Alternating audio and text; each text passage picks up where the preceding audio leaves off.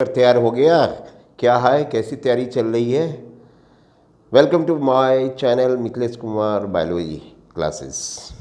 दोस्तों, जैसा कि आपको मालूम है कि आपका परीक्षा 26 अप्रैल से होने जा रही है क्लास 12 की। उसी संदर्भ में आज बायोलॉजी सीरीज में हम लोग बात करेंगे। इकोलॉजी में दो महत्वपूर्ण चैप्टर्स दिए गए हैं, जिसमें आज एक इम्पॉर्टेंट चैप्टर है जिससे आपके प्रश्न एग्जामिनेशन में पूछे जाएंगे, और वो चैप्टर है बायोडाइवर्सिटी एंड इट्स कंजर्वेशन। जैसा कि आपने थंबनेल से देख लिया होगा, बोर्ड पर भी आपको वो टॉपिक लिखा हुआ दिखाई पड़ रहा होगा। तो आज इससे महत्वपूर्ण चीज़ों के बारे में बताऊंगा। मैं ये पढ़ाऊंगा नहीं कि आपको क्या पढ़ना है, इसमें आपको मैं सिर्फ ये बताऊंगा कि आपको इसमें कौन से प्रश्न आएंगे और उस प्रश्नों का उत्तर आपको कैसे लिखना है। तो सबसे महत्वपूर्ण बात इसमें आप जानिए कि बायोडाइवर्सिटी एंड कंजर्वेशन चैप्टर से जो भी क्वेश्चन आता है, उस क्वेश्चन की राइटिंग स्किल के बारे में आपको तैयार कर लेनी है। मतलब आपकी राइटिंग ऐसी होनी चाहिए ताकि एग्जामिनर पढ़कर समझ सके कि आप क्या कहना चाहते हैं। इसमें जो महत्वपूर्ण टॉपिक्स दिए गए हैं, उसमें से सबसे महत्वपूर्ण टॉपिक्स एक आप देखिए हुईगा एनसीईआरटी के बुक के तीसरे पेज पर दिया हुआ ग्लोबल बायोडाइवर्सिटी। मतलब how many species are on the earth and how many species in India.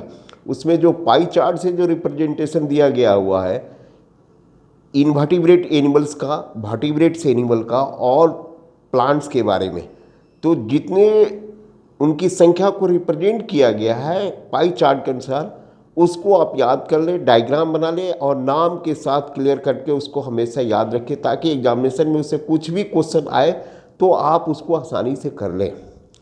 दूसरी बात, इसमें एक मेजर क्वेश्चन और बनता है पैटर्न्स ऑफ बायोडाइवर्सिटी। तो पैटर्न्स ऑफ बायोडाइवर्सिटी में एक ग्रेडियंट बायोडाइवर्सिटी है, दूसरा स्पेसीज एरिया रिलेशनशिप बायोडाइवर्सिटी है।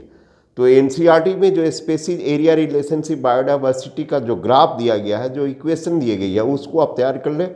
उससे प्रश्न जरूर पूछे जाएंगे और उसको फुल के फुल मार्क्स पूछते हैं। अब इसमें दो और महत्वपूर्ण टॉपिक आती है। एक, how do we conserve biodiversity, या why biodiversity conservation is needed. इसका मतलब ये हुआ कि पहला क्वेश्चन हो सकता है कि why biodiversity is conserve, biodiversity को कंजर्व करने की आवश्यकता क्यों है, और दूसरा different methods of biodiversity conservation. अब आप आइए इन दोनों चीज़ों को याद कर लिए। तो मेथड्स ऑफ बायोडाइवर्सिटी कंजर्वेशन में आपने बहुत सारे मेथड पढ़ा होगा, जैसे in situ conservation, ex situ conservation, national parks, botanical garden, cryopreservation, gene bank आदि बहुत सारी चीज़ें हैं। उसके बारे में आप देख ले आराम से। और एक और महत्वपूर्ण जो हमेशा क्वेश्चंस आते हैं और बच्चों को इसमें कन्फ्यूजन होती है, और वो है आपको conventional treaty on biodiversity conservation. Biodiversity conservation से रिलेटेड जो विभिन्न प्रकार की संधियां हुई हैं, ट्रीटी हुई हैं, कब और कहाँ हुआ और उसका क्या उद्देश्य था और उसकी ग्लोबल पैटर्न क्या थी, उसके बारे में आपको जानकारी रखना है।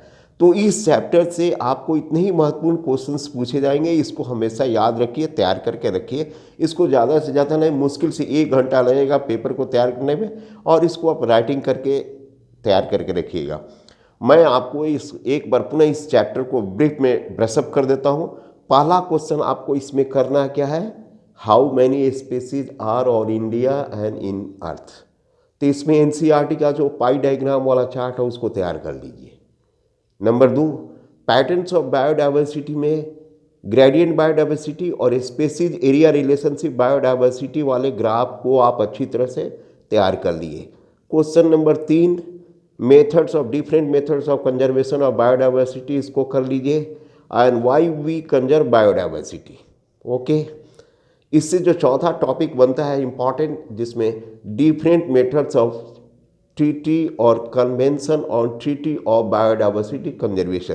तो इस मेथड्स को आप तैयार कर लीजिए, और ये चारों टॉपिक ही अच्छी तरह से तैयार कर लिए। इस बार बार जो प्रीवियस ईयर में क्वेश्चंस आए हैं, उन क्वेश्चंस को आप लिखने का प्रयत्न कीजिए, और एक बार आप देखिएगा कि जैसे जैसे क्वेश्चन आप लिखते जाइएगा उसका आंसर रिफ्लेक्ट होते जाएगा। बार बार आप अच्छे तरह से लिखिएगा और प्रैक्टिस कीजिएगा।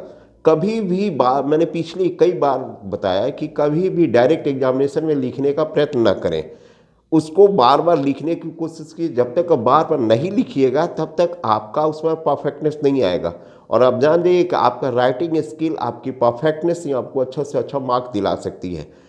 तो बायोडाइवर्सिटी एंड कंजर्वेशन से रिलेटेड अगर कोई भी चीज़ आपको प्रॉब्लम डाल रही है समझने में या उसका उत्तर कैसे लिखना है, तो मेरे व्हाट्सएप नंबर 6262630057 पर कॉल करके या मेल करके आप मुझसे हेल्प मांग सकते हैं। हाँ, फिर मैं बता दूं आपको यहाँ पर, आप इस चैप्टर से रिलेटेड जो भी क्वेश्चन आएंगे उनके आंसर को लिखने के लिए आप विभिन्न प्रकार के कलर का स्केच यूज़ कर सकते हैं आंसर शीट में, उसमें कोई प्रॉब्लम नहीं होगा। मतलब कहने का ये होगा कि आप अपने क्वेश्चन के आंसर को हाउ मच, कितने से कितना अट्रैक्टिव बना सकते हैं, ये आप पर डिपेंड करता है, ताकि एग्जामिनर आपको देख सके कि हाँ बहुत ही सिंसियर ढंग से एफर्ट किया गया क्वेश्चन को आंसर लिखने में। थैंक यू, फिर नेक्स्ट वीडियो में मिलेंगे। Bye bye till. मेरे चैनल को वॉच कीजिए, सब्सक्राइब कीजिए, लाइक कीजिए, प्रमोट कीजिए, क्योंकि आपका प्रमोशन मेरे लिए बहुत आवश्यक है। आप ही हमारे आधार हैं, आप ही मेरे सब कुछ हैं। Thank you.